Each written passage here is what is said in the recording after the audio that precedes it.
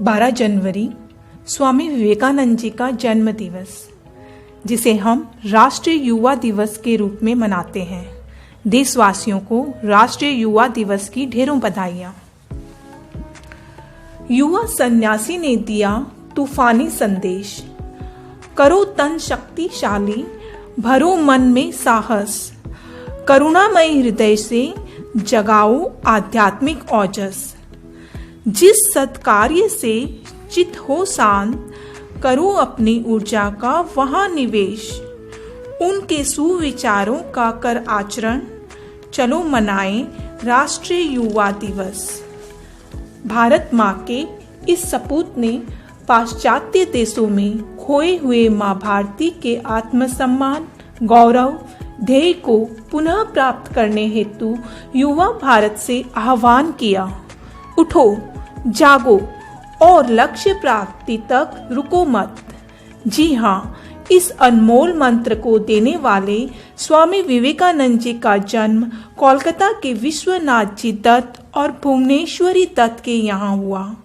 धनी एवं शिक्षित दत्त दंपति के लिए पौष कृष्ण सप्तमी विक्रम संवत 1919 मकर संक्रांति अंग्रेजी दिनांक 12 जनवरी 1863 का दिन स्वर्ण सूर्योदय लाया। आज के दिन स्वामी विवेकानंद का जन्म हुआ और नरेंद्र नाथ दत्त नाम मिला। स्वामी जी के कुल 9 भाई बहन और थे। जिस तरह फूल की आयु कम होती है परंतु गुण अत्यधिक होते हैं, फूल मुरझाने सूखने के उपरांत भी अपनी खुशबू नहीं छोड़ता, ठीक वैसे ही स्वामी विवेकानंद ने अल्प आयु में माँ भारती के आत्मसम्मान के लिए पूरे देश में विद्युत शक्ति का संचार किया। वो आज भी स्मरणीय है। पारिवारिक परिचय और बाल नरेंद्र के कुछ किस्से उनके व्यक्तित्व को समझने में काफी मददगार होंगे। पिता विश्वनाथ जी कोलकाता उच्च न्यायालय में अटॉर्नी एट लॉ थे। माता भुवनेश्वरी देवी धार्मिक वृत्ति की थी। माता पिता के सभी गुण जैसे उदारता, विचारकता, गरीबों के प्रति सहानुभूति, धार्मिकता के गुणों को बाल नरेंद्र ने ग्रहण कर लिया था। स्वामी जी ने किशोरावस्था में ही अपने साहसी स्वभाव से अंधविश्वास को हरा दिया। एक बार वो अपने मित्र के साथ बगीचे में खेल रहे थे। नरेंद्र खेलते हुए बार बार पेड़ पर चढ़ रहे थे। ऐसा करने से रोकने के लिए नरेंद्र के मित्र के दादाजी ने कहा, इस पेड़ पर भूत है, तुम मत चढ़ो, नहीं तो भूत तुम्हें पकड़ लेगा। बाल मानस में भय डालकर नरेंद्र के मित्र के दादाजी निश्चित हो गए कि अब बच्चे पेड़ पर नहीं चढ़ेंगे, परंतु स्वामी जी का जिज्ञासु बालमन भूत महोदय को देखना चाहता था, जिसके लिए उनमें न पुरुषार्थ की कमी थी और न ही साहस की। सुबह से रात तक उन्होंने पेड़ पर बैठकर भूत का इंतजार किया।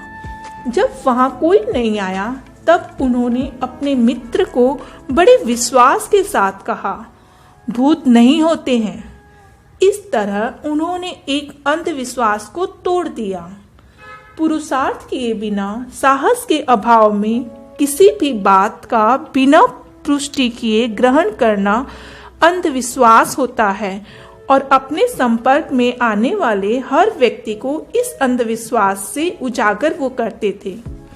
स्वामी जी की जहन में इसी का विपरीत प्रश्न भी था, क्या आपने ईश्वर को देखा है? इस प्रश्न के उत्तर को पाने के लिए वो किशोरावस्था से ही बिना डरे बिना हारे हर साधु सन्यासी से पूछते थे। स्वामी जी की ऐसी तटस्थता, निर्भयता युवा वर्ग को प्रेरणा देती है। बिना पुष्टि के विश्वास करना अंधविश्वास होता है, जिसकी जड़ें समाज में फैलेगी और उसे खोखला करेगी। युवा का कर्तव्य सत्य को जानना, खोजना और फैलाना है। स्वामी विवेकानंद युवावस्था में आए तब तक दर्शन, संगीत और व्यायाम में अपनी पहचान बना चुके थे। महाविद्यालय में उन्होंने पाश्चात्य विचारधारा का अध्ययन करके उसे समझ लिया था। इससे उनके मन में गहन विवेचक का भाव बैठ गया।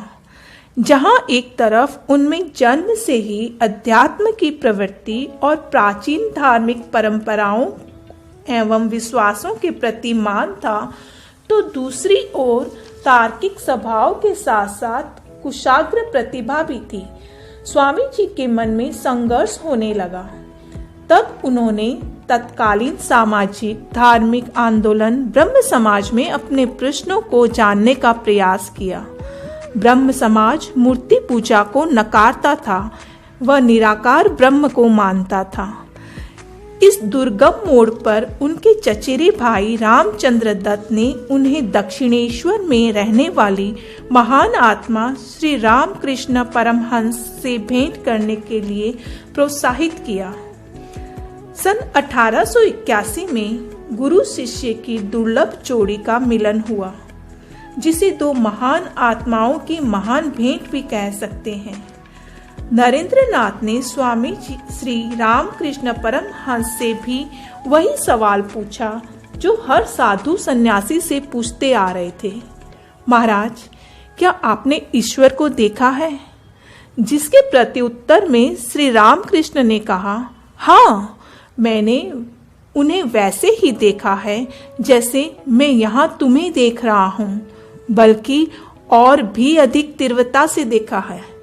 अंततः श्री रामकृष्ण परमहंस से मिलने के पश्चात नरेंद्र नाथ आश्वस्त हो गए कि ईश्वर का अस्तित्व है। अब इस सत्य का साक्षात्कार करके शिष्य का गुरु अनुकरण करना ही शेष था। इस तरह नरेंद्र नाथ का प्रशिक्षण प्रारंभ हुआ। श्री रामकृष्ण के आध्यात्मिक मार्गदर्शन से नरेंद्र नाथ ने बहुत कुछ सीखा। श्री रामकृष्ण को बीमारी के कारण कोलकाता के बाहरी क्षेत्र काशीपुर में उपचार के लिए ले जाया गया। यहाँ गुरु के अधीन नरेंद्र नाथ की शिक्षा का अंतिम रूप मिला।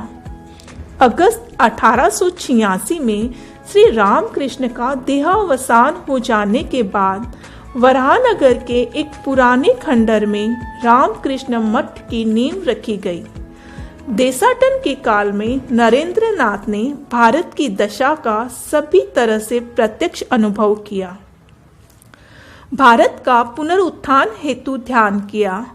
कश्मीर से कन्याकुमारी तक भ्रमण करके नरेंद्र नाथ ने ये जाना कि भारत की शक्ति व संपदा कुछ और नहीं अपितु धर्म है। देश प्रेम में अंधे होकर उन्होंने अपने देश की गलतियों को अनदेखा नहीं किया। लोगों की गरीबी, शिक्षा का अभाव और स्त्रियों की दुर्गति जो बदलनी जरूरी थी, इस विषय में उनका चिंतन शुरू हुआ।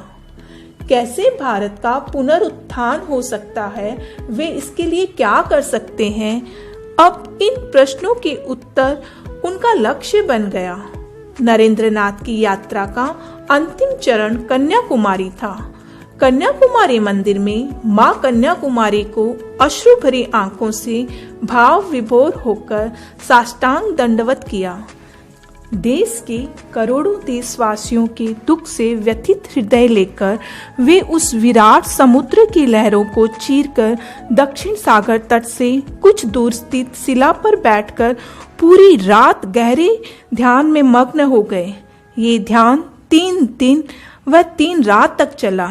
यह अनूठा ध्यान भारत माता के प्रति था। नरेंद्र नाथ ने भारत के अतीत, वर्तमान और भविष्य पर, उसके पतन के कारणों पर और पुनः उत्थान के मार्गों का चिंतन किया। तारीख 25, 26 और 27 दिसंबर 1892 को गहन ध्यान के पश्चात उन्होंने अपने जीवन का ध्येय खोज लिया। नरेंद्र नाथ अब स्वामी विवेकानंद के रूप में परिवर्तित हुए। हिंद महासागर की इस अंतिम छोर की शिला पर बैठकर उन्होंने पश्चिम में जाने का महत्वपूर्ण निर्णय लिया। शिकागो भाषण, जो इतिहास का सबसे चर्चित भाषण है, अमेरिका की यात्रा पर निकले स्वामी विवेकानंद चीन, जापान और कनाडा होते हुए जुलाई 1893 के मध्य में शिकागो पहुंचे। तब पश्चिम की धन वैभव की चकाचौंध और अनुसंधान की प्रतिभा में उन्हें अपनी मातृभूमि के लोगों के कष्टों की याद आ गई। हार्वर्ड विश्वविद्यालय के professor John Henry Swami Vivekananda के संपर्क में आए और उनसे प्रभावित हुए। स्वामी जी के संसद में भाग लेने की कठिनाई को जानकर उन्हें आश्चर्य हुआ। उन्होंने कहा, स्वामी जी, आपसे आपकी योग्यता का प्रमाण पत्र मांगना तो सूर्य से उसके चमकने का अधिकार पूछने जैसा है। धर्म संसद 11 सितंबर 1893 भाद्रपद शुक्ल द्वितीया विक्रम संवत 1949 को प्रारंभ हुई। आर्ट इंस्टीट्यूट का विशाल सभा कक्ष लगभग 7000 श्रोताओं से खचाखच भरा था। मंच पर विश्व के कोने कोने से प्रत्येक संगठित धर्म के प्रतिनिधि उपस्थित थे। स्वामी विवेकानंद ने अपनी बारी आने पर मां सरस्वती को नमन किया और इन शब्दों से भाषण शुरू किया। अमेरिका निवासी बहनों और भाइयों, sisters and brothers of America, Swami ji के आह्वान के पीछे जो ओजस्वी शब्दों का प्रभाव था, उससे श्रोतागणों की करतल ध्वनि की गड़गड़ाहट लगभग 2 मिनट तक होती रही। 7000 लोग एक साथ स्वामी जी के प्रभावशाली व्यक्तित्व के सम्मान में खड़े हो गए। संसद के शेष दिनों में भी उनका भाषण बड़ा प्रशंसनीय रहा। इस प्रकार स्वामी जी का कार्य पश्चिम में जड़ पकड़ने लगा। स्वामी जी ने विदेशी हवा में भी सन्यास की महत्ता को बनाया रखा। अमेरिका यात्रा के दौरान एक विदेशी महिला ने स्वामी जी से विवाह का प्रस्ताव रखा। स्वामी जी ने कहा कि वो एक सन्यासी है, ये जानते हुए ऐसा प्रस्ताव रखने का तात्पर्य ही क्या है। तब उस महिला ने बताया कि दरअसल वो स्वामी जी की तेजस्विता से प्रभावित है। स्वामी जी से विवाह करके वो ऐसी ही संतान की मां बनने का गौरव हासिल करना चाहती है। स्वामी जी ने सन्यास की महत्ता और नारी का सम्मान दोनों ही बने रहे ऐसा हल निकालते हुए जवाब दिया कि मेरे जैसा पुत्र पाने के लिए आप मुझे ही अपना पुत्र बना लें। इस तरह स्वामी जी ने अपने सन्यास और विदेशी महिला के प्रस्ताव का मान रखा। विश्वविख्यात कवि, साहित्यकार, दार्शनिक और भारतीय साहित्य के नोबेल पुरस्कार विजेता श्री रविंद्रनाथ ठाकुर ने कहा था, आप भारत को जानना चाहते हैं तो विवेकानंद का अध्ययन कीजिए। उनमें सब कुछ सकारात्मक है, नकारात्मक कुछ भी नहीं।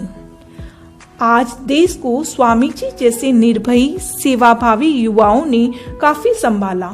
वर्तमान परिस्थिति में देश में, विश्व में जो महामारी फैली है, उसमें लड़ने के लिए साहसी युवा वर्ग का बड़ा योगदान है।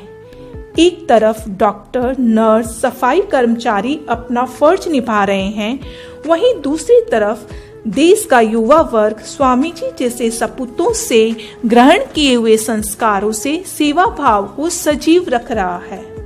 यही युवा कल प्रौढ़ अवस्था की ओर बढ़ेगा तो उसके हाथों में पल रहे किशोर युवा अवस्था की ओर बढ़ेंगे।